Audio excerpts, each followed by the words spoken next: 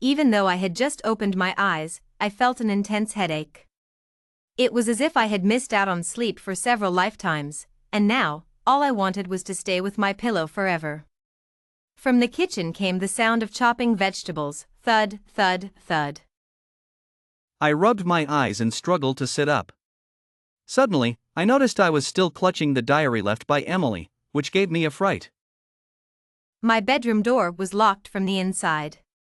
Mary had roughly unlocked it from the outside with a key and walked in coldly, saying mechanically, "Dinner's ready, go eat."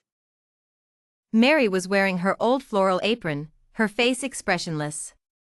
On the dining table was a bowl of steaming stew, with a strange aroma that always carried a faint, elusive metallic scent. "Mary, I'm not very hungry right now. Can I eat later?" Mary's lips had initially curled into a slight smile, waiting for me to eat. Suddenly, that smile turned into a grimace, her eyes showing a fierce glint. "You ungrateful brat, do you want to bully me too? If you don't know what's good for you, you'll regret it." Terrified, I quickly picked up my chopsticks and began shoveling the stew into my mouth. Only then did Mary's expression soften.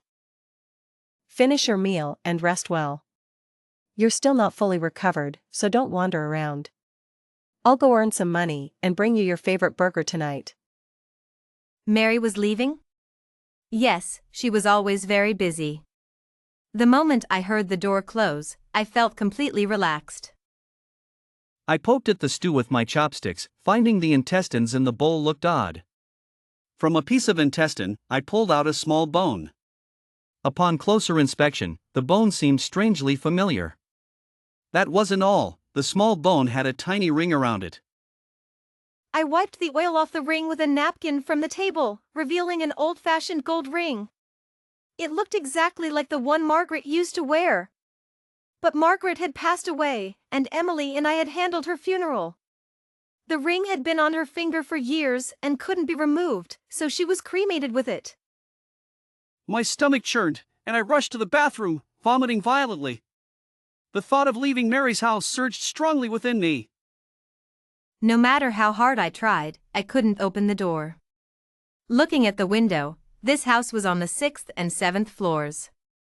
Climbing out of any window would turn me into a pile of mush. I muttered about escaping while searching the room for tools to pry open the door. I found a screwdriver and tried to pick the lock. The moment the screwdriver touched the lock, sparks flew, and Margaret's face suddenly appeared on the door. "You can't escape. Your mother is a monster. She won't just harm you, she'll use your organs as ingredients to sell." "Margaret, please save me. I can't get out." Margaret began humming the lullaby she used to sing to Tom, "Baby, sleep tight. Mommy's gone. Baby wakes up. Mommy's in the well." She hummed the lullaby nonchalantly, passing through my body and floating out the window. Desperate, I climbed onto the windowsill, thinking it might be my only escape. But outside the window, thick iron bars had been welded. The moment I touched the bars, the entire house erupted in terrifying laughter. "Ha ha ha! You can't escape. You'll end up in the hands of your monstrous mother." From every corner of the room, enormous rats emerged. Each one was as fat as a kitten, their squeaking mixed with eerie laughter. "She's a monster. You can't escape." I fled back to my bedroom, locking the door and sitting weakly against it. The giant rats outside kept banging on the door, making a thud, thud sound. It wasn't until nightfall, when Mary opened the door and came back, that the giant rats outside my bedroom vanished instantly. Mary still wore a cold expression, roughly twisting open my door and shoving a bag with a burger into my hand. You're so grown up, yet you still don't have any sense. How many times do I have to tell you? I hurriedly took the burger, shutting Mary out of the room. I followed the rule of avoiding Mary after dark, as she was indeed extremely irritable at night. She began banging on the door, threatening me. "Open the door! Now!" Even though I used my body to block the door, preventing her from unlocking it again. She roared like a demon until a dull thud came from upstairs, and she finally left. I didn't dare eat the food she brought. The soda in the bag felt cold, as if it had ice. The soda bottle had the logo of the burger shop downstairs. I tried drinking a sip of the cold soda, hoping to burp and wash away the metallic taste and stench of the stew. But the soda, though cold to the touch, was warm and thick when I drank it, with a strong metallic taste. I dropped the cup in fright, spilling thick blood all over the floor, looking ghastly under the light. I almost screamed but managed to cover my mouth in time. It was just past 8 in the evening, and it seemed safe to leave the bedroom. I listened carefully, hearing no one and no rats, and sneaked to the bathroom to get a mop to clean the floor. Although Mary had returned, I couldn't hear her footsteps. And where had those giant rats gone? I quietly returned the mop and, as I slipped out of the bathroom, I saw a familiar figure heading upstairs.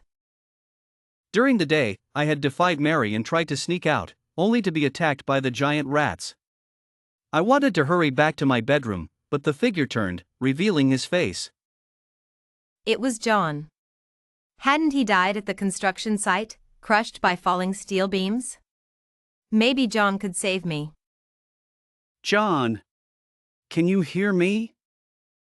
I followed him quietly, calling out softly, but he seemed neither to hear nor see me, completely unresponsive. The room upstairs, originally meant for Tom, had a dim light on. The door was half open, and I saw someone tied up on the new single bed. Her clothes had been stripped off, and the ropes exposed her abdomen. My monstrous mother, wearing her floral apron and holding a kitchen knife, was cutting into the person's belly while muttering, "Ingredients, more money." Such fresh ingredients. The still beating heart in Mary's hand was still twitching.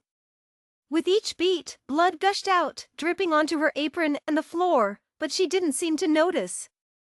Mary waved her arms as if performing an ancient ritual, her strange laughter mixed with a crazed desire for ingredients, ignoring the person's struggling hands. In a fit of rage, Mary chopped off the person's hand, and a finger with a gold ring fell into a red plastic bucket. The person seemed to lose the strength to struggle, her arm hanging limply. Mary crouched down, satisfied with her spoils. As she crouched, I saw the pale face on the bed. It was Margaret. And John stood at the stairway corner, indifferent to the horrific scene. Terrified, I stumbled backward, losing my footing and tumbling down the stairs. Mary, holding the knife, rushed to the stairway. Who's there? I slipped. Was it John's voice?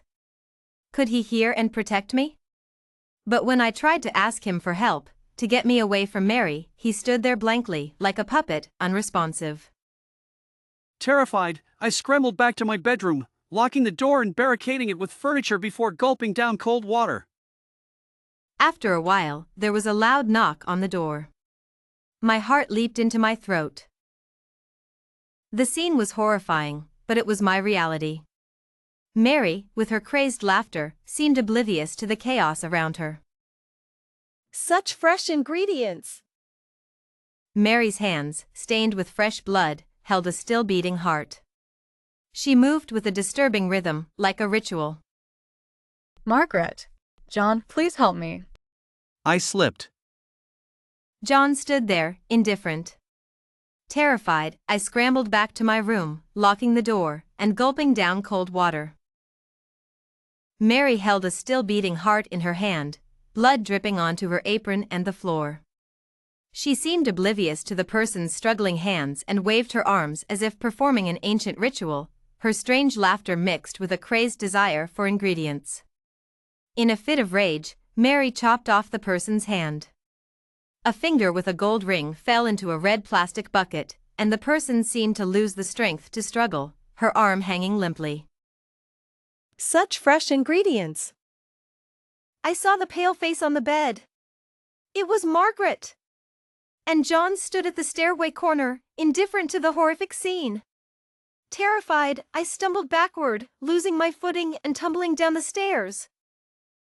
Who's there? I slipped. Was it John's voice? Could he hear and protect me? But when I tried to ask him for help, to get me away from Mary, he stood there blankly, like a puppet, unresponsive. Terrified, I scrambled back to my bedroom, locking the door and barricading it with furniture before gulping down cold water. The once pitch-black room suddenly lit up. Instead of the mocking caws of crows, I heard the ticking of a pocket watch. A fair-skinned, gentle-looking female doctor smiled sweetly at me. Cheerful, Lily, you have to walk out on your own. Congratulations on overcoming the inner demons you were trying to avoid. I stared blankly at the room in front of me. There was no old, dilapidated house or makeshift stairs. The room I was in was well decorated and cozy.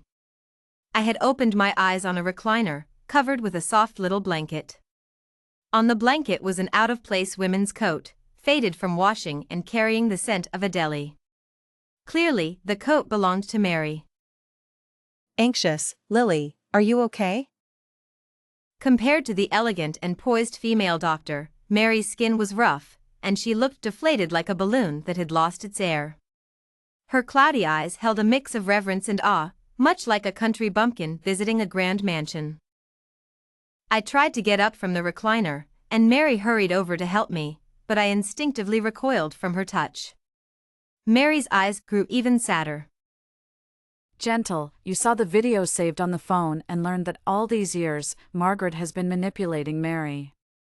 Margaret threatened Mary with your and Emily's future, forcing her to give up the compensation money in Tom's custody, trapping her in her own world, unable to communicate with others. You still need to undergo the next phase of hypnotherapy with me. Don't worry too much, leave everything to me. Hopeful, Lily, please, we need to get through this together. Coldly, this must be expensive, right? Bitter, no matter how expensive, it has to be treated. You're still young, you can't spend your life in a mental hospital. Coldly, I'm fine now. Go back to your deli. Mary left, looking back at me with every step. I retrieved my personal belongings from the doctor. Emily's notebook contained no survival rules, just pages filled with her vented frustrations. Margaret had brainwashed us from a young age, saying Mary didn't want us, that only she was willing to raise us, that only she cared about our well-being. But she had squandered Dad's pension on some investment for her nephew, losing it all. She deserved her fate, but how were we siblings supposed to live now? In the dimly lit kitchen, Mary's eyes gleamed with an unsettling excitement. Such fresh ingredients! The still beating heart in her hand twitched as blood dripped onto her apron and the floor. She seemed oblivious, waving her arms as if performing an ancient ritual, her laughter echoing with a crazed desire for more. The person's struggling hands could do little to stop her. Please, stop. In a fit of rage, Mary chopped off the person's hand. A finger with a gold ring fell into a red plastic bucket, and the person lost the strength to struggle, her arm hanging limply. Mary crouched down, satisfied with her spoils. As she did, a pale face on the bed caught my eye. It was Margaret. And John stood at the stairway corner, indifferent to the horrific scene. Terrified, I stumbled backward, losing my footing and tumbling down the stairs. Who's there? Mary, holding the knife, rushed to the stairway. John finally spoke, his voice muffled. I slipped. Was it John's voice? Could he hear and protect me? But when I tried to ask him for help, he stood there blankly, like a puppet, unresponsive. Terrified, I scrambled back to my bedroom, locking the door and barricading it with furniture before gulping down cold water. After a while, there was a loud knock on the door. My heart leaped into my throat. The still beating heart in Mary's hand twitched as blood gushed out, staining her apron and the floor. She seemed oblivious, her laughter strange and filled with a crazed desire for ingredients. Ignoring the person's struggling hands, she chopped off the person's hand in a fit of rage, and a finger with a gold ring fell into a red plastic bucket. The person seemed to lose the strength to struggle, her arm hanging limply. I saw the pale face on the bed. It was Margaret. John stood at the stairway corner, indifferent to the horrific scene. Terrified, I stumbled backward, losing my footing and tumbling down the stairs. Who's there? I slipped. Was it John's voice? Could he hear and protect me? But when I tried to ask him for help, he stood there blankly, like a puppet, unresponsive. Terrified, I scrambled back to my bedroom, locking the door and barricading it with furniture before gulping down cold water. After a while, there was a loud knock on the door. My heart leaped into my throat. Margaret had oppressed Mary for nearly 20 years. No one in the village or among our relatives respected my mother, who seemed to have no presence in our family. These relatives and elders started to impose their presence on Mary again, trying to morally coerce her into helping them. Return the compensation money Dad left us, and maybe we can help you persuade Lily. Don't forget, when Lily had an episode at the old house, it was you who tied her up and sent her to the psychiatric hospital. Seeing any of you could worsen her condition. When Dad had his accident, we received 1.2 million yuan in compensation. Half of these so-called righteous relatives had borrowed money from Margaret. Margaret only trusted her precious nephew from her side of the family. Uncle James, you need to repay the money you borrowed. But I don't have any money. Having already spent over 200,000 yuan, Uncle James immediately began borrowing money from those present, who quickly scattered like birds and beasts. I was also getting very annoyed. Although I hadn't mistreated him, Tim kept crying incessantly. Seeing him both afraid of me and desperately wanting the milk in my hand, I was reminded of how I used to try to please Margaret. Uncle James has repaid the money. Now he wants his son back. I insisted on handing Tim over to Aunt Sandra. Aunt Sandra, who only knew how to farm, take care of children, and serve the elderly, had no time to bully us siblings. The psychiatric hospital's vehicle, along with Aunt Sandra, appeared outside the pig farm, and this farce finally came to an end. I handed the lively child over to Aunt Sandra in front of everyone, and then I was injected with a sedative and taken to the hospital. Although the situation had escalated, Uncle James didn't dare call the police. I temporarily lost my freedom again, being strictly monitored by the psychiatric hospital. Mary, Emily, and Tom would take turns visiting me, and I received a full set of art supplies. Mary and I were still distant, but Emily told me that Mary had paid all the fees and begged the doctors to expedite my discharge evaluation. She had also arranged for an art teacher for me. Mary asked me to persuade you to study art after being discharged. She thinks it could be a future path with lower academic requirements. Mary's cooking is fantastic, and did you hear about Catherine and Tim's high fever? Uncle James blames you for everything. Uncle James claimed that taking Tim to the pig farm was my fault and that Aunt Sandra was a traitor. Uncle James took the opportunity to divorce Catherine, who had already secretly moved her savings and valuables back to her family while he was busy taking Tim to the hospital. Now, Uncle James, a lonely old man, had to take his sick child to the hospital every day, struggling to make ends meet. The villagers avoided him, fearing he would ask to borrow money. Talking about food with Tom made me nauseous.